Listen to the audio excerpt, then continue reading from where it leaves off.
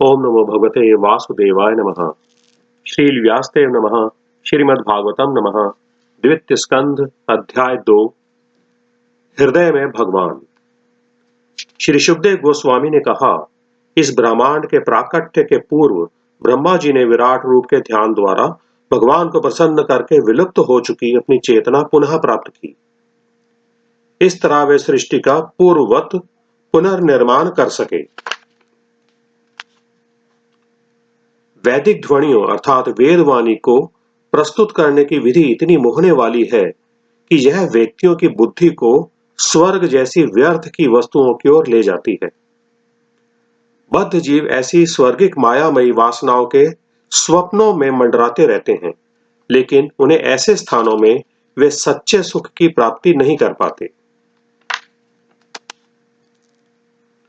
अतएव प्रबुद्ध व्यक्तियों को उपाधियों वाले इस जगत में रहते हुए जीवन की न्यूनतम आवश्यकताओं के लिए प्रयत्न करना चाहिए।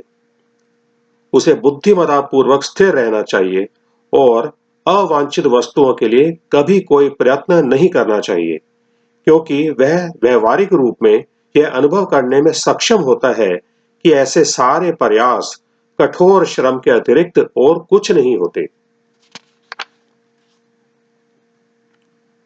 जब लेटने के लिए विपुल भूखंड पड़े हैं तो चारपाइयों तथा गद्दों की क्या आवश्यकता है।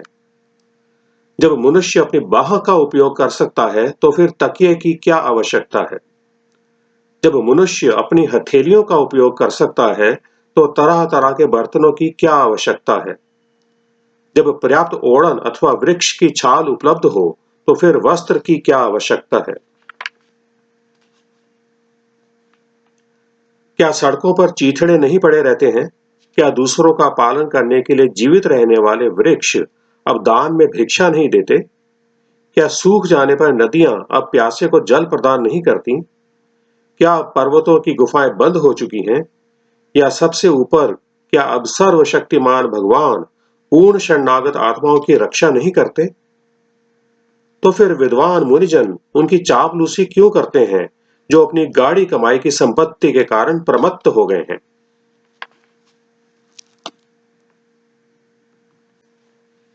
मनुष्य के इस प्रकार स्थिर होकर उनकी अर्थात भगवान की सर्वशक्तिमत्ता के कारण अपने हृदय में स्थित परमात्मा की सेवा करनी चाहिए। चूंकि वे सर्वशक्तिमान भगवान सनातन एवं असीम हैं, अतः वे जीवन के चरम लक्ष्य हैं और उनकी पूजा करके मनुष्य बद्ध जीवन के कारण को दूर कर सकता है। निपट भौतिकतावादी के अतिरिक्त ऐसा कौन होगा जो जन सामान्य को अपने कर्मों से मिलने वाले फलों के कारण कलेशों की नदी में गिरते हुए देखकर भी ऐसे विचार की उपेक्षा करे और केवल क्षणभंगुर नामों को ग्रहण करे। अन्य लोग शरीर के हृदय प्रदेश में वास करने वाले एवं केवल एक बित्ता अर्थात 8 इंच परिमाण के 4 हाथों वाले तथा उनमें से प्रत्येक में क्रमशः कमल, रथ का चक्र, शंख तथा गदा धारण किए हुए भगवान का ध्यान करते हैं। उनका मुख उनकी प्रसन्नता को व्यक्त करता है। उनकी आंखें कमल की पंखुड़ियों के समान हैं और उनका वस्त्र कदम्ब पुष्प के केसर के समान पीले रंग का तथा बहुमूल्य रत्नों से जटित है। उनके सारे आभूषण स्वर्ण से निर्मित तथा रत्नों से जटित हैं। वे दिदीप्यमान मुकुट तथा कुंडल धारण किए हुए हैं। उनके चरण कमल महान योगियों के कमल सदृश हृदयों के गुच्छों के ऊपर रखे हैं। उनके वक्ष स्थल पर कौस्तुभ मणि है, जिसमें सुंदर बछड़ा अंकित है और उनके कंधों पर अन्य रत्न हैं। उनका पूर्ण स्कंद प्रदेश ताजे फूलों की माला से सज्जित है। उनकी कमर अलंकृत करधनी से भली भांति सुशोभित है और उनकी अंगुलियों में बहुमूल्य रत्नों से जटित अंगूठियां हैं। उनके नुपुर, उनके कंकण, उनके घुंघराले नीले रंग की आभा वाले चिकने बाल तथा उनका सुंदर मुस्कान युक्त मुख, ये सभी अत्यंत सुहावने हैं। भगवान की भव्य लीलाएं तथा उनके हास्यमय मुख की उल्लासमय चितवन उनके व्यापक वरदानों के संकेत हैं। अतः मनुष्य को चाहिए कि जब तक ध्यान द्वारा उसका मन भगवान पर स्थिर रखा जा सके, तब तक मन को उनके इसी दिव्य रूप में एकाग्र करे।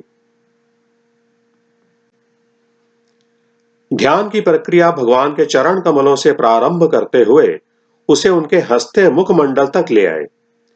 इस तरह पहले ध्यान को चरण कमलों पर एकाग्र करे, फिर पिंडलियों पर, तब जांघों पर और क्रमशः ऊपर की ओर उठता जाए। मन जितना ही एक एक करके भगवान के विभिन्न अंगों पर स्थिर होगा, बुद्धि उतनी ही अधिक परिष्कृत होगी। जब तक स्थूल भौतिकतावादी व्यक्ति दिव्य तथा भौतिक दोनों ही जगतों के दृष्टा परमेश्वर की प्रेमा भक्ति विकसित ना कर ले, तब तक उसे अपने कर्तव्यों को पूरा कर लेने के बाद भगवान के विराट रूप का स्मरण या ध्यान करना चाहिए। हे राजन, जब भी योगी मनुष्यों के इस ग्रह को छोड़ने की इच्छा करे, तो वह उचित काल या स्थान की तनिक भी इच्छा ना करते हुए सुविधा पूर्वक अविचल भाव से आसन लगा ले और प्राण वायु को नियमित करके मन द्वारा अपनी इंद्रियों को वश में करे।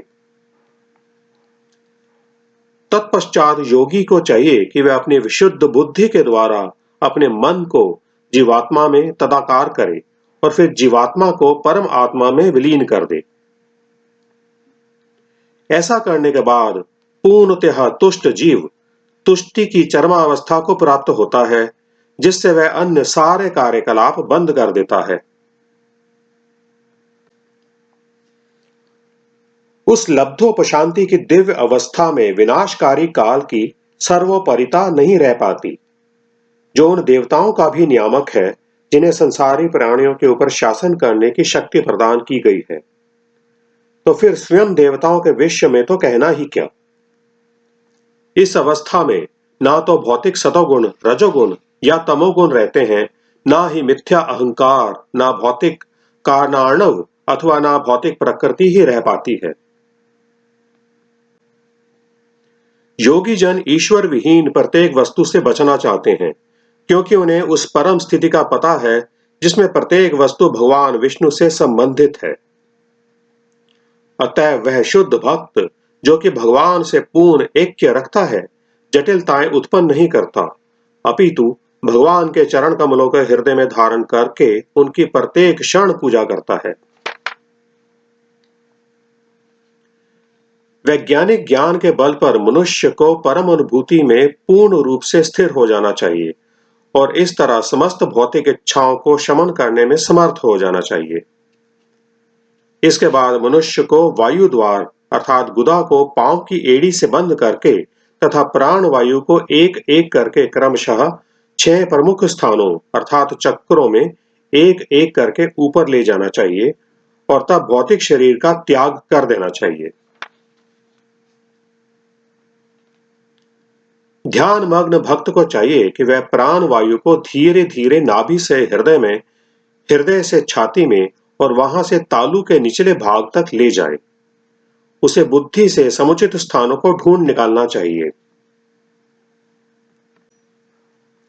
तत्पश्चात भक्ति योगी को अपनी प्राण वायु दोनों भौहों के मध्य लाना चाहिए और तब प्राण वायु के 7 बहिर्द्वारों को बंद करके उसे भगवत धाम वापस जाने को अपना लक्ष्य बनाना चाहिए। यदि वह भौतिक भोग की सारी इच्छाओं से मुक्त है, तब उसे ब्रह्मरंध्र तक पहुंचना चाहिए तथा भगवान के पास चले जाने पर अपने सारे भौतिक बंधनों को त्याग देना चाहिए। तथापि हे राजन, यदि योगी में अत्यधिक भौतिक भोगों की इच्छा बनी रहती है, जैसे कि सर्वोच्च लोक ब्रह्मलोक जाने की या अष्ट सिद्धियां प्राप्त करने की अथवा वैहायसों के साथ बाह्य अंतरिक्ष में यात्रा करने की या लाखों ग्रहों में से किसी एक में स्थान प्राप्त करने की इत्यादि, तो उसे भौतिकता में ढले मन तथा इंद्रियों को अपने साथ साथ ले जाना होता है। अध्यात्मवादियों का संबंध आध्यात्मिक शरीर से होता है। फलस्वरूप अपनी भक्ति, तपस्या, योग शक्ति तथा दिव्य ज्ञान के बल पर वे भौतिक जगत के भीतर तथा बाहर अबाध रूप से विचरण कर सकते हैं। किंतु सकाम कर्मी या निपट भौतिकतावादी इस तरह मुक्त रूप से कभी विचरण नहीं कर सकते। हे राजन, जब योगी सर्वोच्च लोक ब्रह्मलोक पहुंचने के लिए प्रकाशमान सुषुम्ना द्वारा आकाश गंगा के ऊपर से गुजरता है, तो वह सर्वप्रथम अग्निदेव के ग्रह वैश्वानर पर जाता है, जहां वह सारे कल्मशों से परिशुद्ध हो जाता है। तब वह भगवान हरि से तादात्म्य के लिए उससे भी ऊपर शिशुमार चक्र को जाता है। यह शिशुमार चक्र संपूर्ण ब्रह्मांड के घूमने की कीली है और यह विष्णु अर्थात गर्भोदक्षाई विष्णु की नाभि कहलाती है। केवल योगी ही इस शिशुमार चक्र को पार करता है और ऐसे लोक अर्थात महर लोक को प्राप्त करता है, जहां भृगु जैसे परिशुद्ध हो चुके महर्षि 4 अरब 30 करोड़ सौर वर्षों की आयु भोगते हैं। यह लोक उन संतों द्वारा भी पूजित है जो अध्यात्म पद को प्राप्त हैं। संपूर्ण ब्रह्मांड के अंतिम संहार के समय अर्थात ब्रह्मा के जीवन के अंत में अनंत के मुख से ब्रह्मांड के नीचे से अग्नि की ज्वाला फूट निकलती है। योगी ब्रह्मांड के समस्त लोकों को भस्म होकर राख होते हुए देखता है और वह शुद्ध आत्माओं द्वारा प्रयुक्त होने वाले वायुयानों के द्वारा सत्य लोक के लिए प्रस्थान करता है। सत्य लोक में जीवन की अवधि 2 परार्ध अर्थात 15,48,000 करोड़ सौर वर्ष आंकी जाती है। सत्यलोक में ना तो शोक है, ना बुढ़ापा, ना मृत्यु। वहां किसी प्रकार की वेदना नहीं है, जिसके कारण किसी तरह की चिंता भी नहीं है। हां, कभी कभी चेतना के कारण उन लोगों पर दया उमड़ती है जो भक्ति योग से अवगत ना होने से भौतिक जगत के दुर्लंघ्य कष्टों को भोग रहे हैं। सत्यलोक पहुंचकर भक्त विशेष रूप से अपने सूक्ष्म शरीर से अपने स्थूल शरीर जैसी पहचान में निर्भय होकर समाविष्ट हो जाने में समक्ष होता है और क्रमशः वह भूमि से जल, अग्नि, तेज तथा वायु की अवस्थाएं पार करता हुआ अंत में आकाश की अवस्था में पहुंच पाता है। इस प्रकार भक्त विभिन्न इंद्रियों के सूक्ष्म विषयों को पार कर जाता है, यथा सूंघने से सुगंधि को, चखने से स्वाद को, स्वरूप देखने से दृष्टि को, संपर्क द्वारा स्पर्श को, आकाशीय पहचान से कान के कंपनों को तथा भौतिक कार्यकलापों से इंद्रियों को। इस तरह से भक्त स्थूल तथा सूक्ष्म आवरणों को पार करके अहंकार के स्तर में प्रवेश करता है। उस अवस्था में वह भौतिक गुणों अर्थात रजो तथा तमो गुणों को इस उदासीन बिंदु में विलीन कर देता है और इस तरह वह सतोगुणी अहंकार को प्राप्त होता है। इसके पश्चात सारा अहंकार महत तत्व में विलीन हो जाता है और वह शुद्ध आत्म साक्षात्कार के बिंदु तक आता है।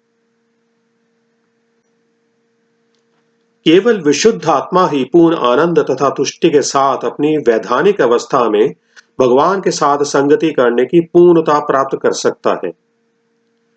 जो कोई भी ऐसी भक्तिमय पूर्णता को पुनः जागृत करने में समर्थ होता है, वह इस भौतिक जगत के प्रति फिर से आकृष्ट नहीं होता और इसमें लौटकर कभी नहीं आता।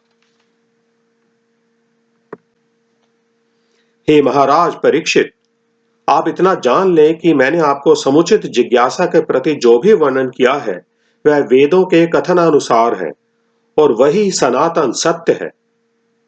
इसे साक्षात भगवान कृष्ण ने ब्रह्मा से कहा था, क्योंकि वे ब्रह्मा द्वारा समुचित रूप से पूजे जाने पर उनसे प्रसन्न हुए थे। जो लोग भौतिक विश्व में भटक रहे हैं, उनके लिए भगवान कृष्ण की प्रत्यक्ष भक्ति से बढ़कर मोक्ष का कोई अधिक कल्याणकर साधन नहीं है। महापुरुष ब्रह्मा ने ध्यान पूर्वक तथा अत्यंत मनोयोग से वेदों का 3 बार अध्ययन किया और उनकी भली भांति संवीक्षा कर लेने के बाद वे इस निष्कर्ष पर पहुंचे कि पूर्ण पुरुषोत्तम भगवान श्री कृष्ण के प्रति आकर्षण अर्थात रति ही धर्म की सर्वोच्च सिद्धि है। आत्मा के साथ भगवान श्री कृष्ण प्रत्येक जीव में उपस्थित हैं और जब हम देखते हैं तथा बुद्धि की सहायता लेते हैं तब हमें इस तथ्य का अनुभव होता है और इसकी परिकल्पना की पुष्टि होती है। हे राजन, अतएव यह आवश्यक है कि प्रत्येक मनुष्य सर्वत्र तथा सदैव पुरुषोत्तम भगवान का श्रवण करे, गुणगान करे तथा स्मरण करे। जो लोग भक्तों के अत्यंत प्रिय भगवान कृष्ण की अमृत तुल्य कथा को कर्ण रूपी पात्रों से भर भर कर पीते हैं, वे भौतिक भोग के नाम से विख्यात दूषित जीवन उद्देश्य को पवित्र कर लेते हैं और इस प्रकार पूर्ण पुरुषोत्तम परमेश्वर के चरण कमलों में भगवत धाम को वापस जाते हैं। श्रीमद् भागवत के द्वितीय स्कंद के अंतर्गत हृदय में भगवान नामक द्वितीय अध्याय को कोटि कोटि नमन। हरे कृष्ण कृष्ण कृष्ण हरे हरे, हरे राम राम राम हरे हरे।